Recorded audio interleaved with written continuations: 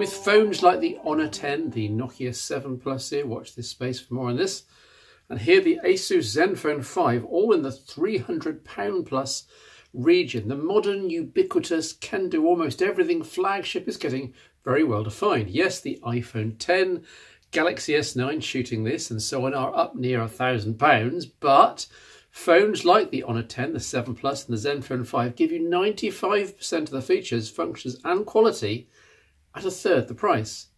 Now, I reviewed the Honor 10 very favourably in Phone Show 338, almost the perfect mass market phone with very few compromises. But take the Honor 10, switch out EMUI for Zen UI, it makes very little practical difference on top of Android 8.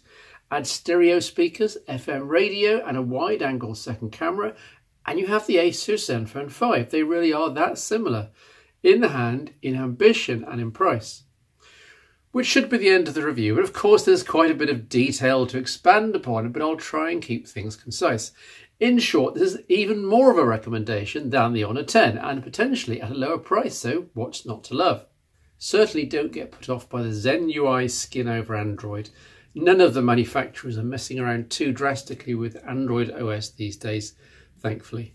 There's some bloatware, of course, but it's all justifiable. Mobile Manager has the usual cleanup options plus a vast malware detection. Now, I normally complain about the latter, but it's unobtrusive here and it might just save a user from something nasty that they downloaded, so I'll give it a pass this time. There's a very decent theme store with plenty of free and commercial themes, each with a full icon pack. There's Selfie Master, where you can take snaps of yourself in creative ways and roll back the years by eliminating wrinkles. It's cheating, I tell you. Rounding off a thankfully slim set of extras are AccuWeather. You can never have too many weather apps. An excellent high quality stereo sound recorder, file manager, an Asusified, is that a word?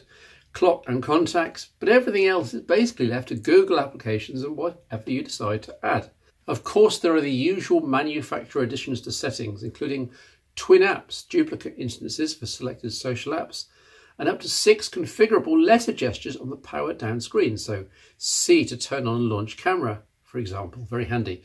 Then there are the so-called AI smarts, working out which apps to keep in RAM, which to bin, working out the fastest charge to accept under certain conditions and time of day. So slower charging at night to maximise battery longevity, for example. Working out what volume to start a ringtone at depending on the ambient noise level. It's all very clever. Plenty to tinker with then, though the most useful for me were the ones to do with screen content. Hiding the notch by turning the status bar black, and making the navigation controls auto-hiding. Just swipe up from the bottom when you need them. It becomes second nature, and then you have the whole of the 6.2-inch 18.7 by 9 IPS display in play all the time. The screen is pretty good, not washing out completely in sunlight, thankfully, and easily high enough resolution at 1080p with the full RGB stripe of LCD technology. True, LCD never really pops as much as AMOLED, but it does save a whole heap of money on the bill of materials, and it's perfectly fine here. It's a good panel. There are curves to the corners, which seems to be the in thing in 2018, and I'm okay with it, although it does take some getting used to after 20 years with strict rectangles. The display is perfectly flat, as is the back, which is optically treated to give a kind of sunburst reflective effect around the fingerprint sensor. The latter is fast and supports swipe down gestures for notifications. No complaints there at all. Sandwiched between the glass is a sturdy metal frame with buttons on the right hand side and down the bottom USB Type-C port, a headphone jack because, well, of course, why would an Android manufacturer commit commercial suicide by leaving this out? And a decent bottom speaker paired with earpiece use for what I've been calling faux stereo. The left channel is all high frequency, the right channel mainly bottom end. Here's a demo. In truth, watching media is a bit unbalanced in the sound department, but it is loud, it is high quality, and it is stereo. I was happy overall. While on the subject of media, it's worth noting that there's system-level DTS audio enhancement, at least for wired headphone use, with a wide choice of EQ presets and a custom EQ if you need it. Here's the interface. The DAC on board didn't seem that spectacular, but it did the job very capably. Proper in-ear headphones are supplied in the box, and they're pretty good. Also in the box, a TPU case, which is also very good and fits perfectly. Charging the Zenfone 5's 3300 mAh battery is a slight mystery. I tried plugging in various quick charge chargers and only once did I get a fleeting fast charging notice on the screen.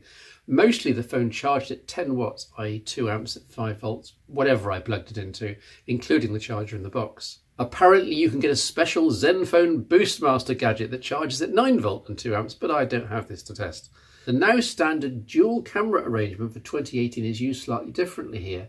As with LG, Asus has made the second 8 megapixel camera with a 120 degree wide angle lens, and this works very well in good light, though it's not stabilised and so won't help in terms of exposure and resolution in low light. Asus's team is also not as clever as LG's, that you have to manually switch between the cameras. You can't simply zoom in or out and expect the software to seamlessly switch lenses for you. In fact, work is also needed on the camera algorithms generally. Results are excellent in most light conditions, right up there with the best in the phone world, as you can see here, but things do go to pot a little in low light. Now there's OIS on the main 12 megapixel f/1.8 camera and things should be better, so chalk this one down to needing updates too. This is test video capture on the Zenfone 5, stereo sound. Up to 4K, but here I'm shooting at 1080p 30 frames a second just because that's what my show is in. Interestingly, you can shoot with the wide angle camera like this, but you can't do it seamlessly in one clip. You have to pause. Each clip is in a particular camera hardware. Back to the main camera now. There we are, back with the main camera. And this is full stereo audio as I pan round. There's a plane going overhead.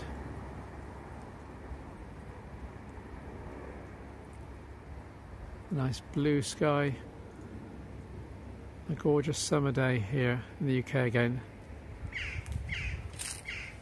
Stabilisation is OIS and seems to be effective in video mode.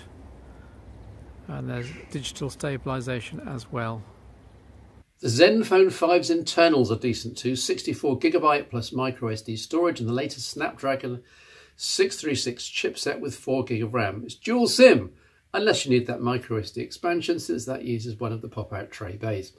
Bluetooth 5 is on board, as is an FM radio chip and a receiver app built into the OS. It took ages for me to find, and actually found it in the end on the drop-down quick settings. Bizarre. So, a modern, fully featured smartphone for not much more than £300. Well, what's the catch? Well, there's no Qi charging, no waterproofing, and no always-on display. Now, these are all nice to haves, but can be forgiven at this price point. Talking of which, this was imported from Europe, since, as I record this, is no official UK distributor, so that's an added complication. Asus's track record with updates is also less than perfect. The Zenfone 5 arrives with the May 2018 security patch, but who knows how it will fare through the rest of the year.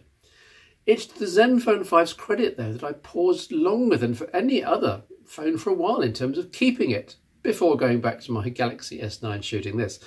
In fact, that the Zenfone 5 can go toe-to-toe with the S9 Plus most of the time is hugely to its credit. The Zenfone 5 isn't a perfect smartphone, but it's damn good for 60% the cost of OnePlus 6 and 40% the price of the Galaxy S9 Plus. Nice one, Asus.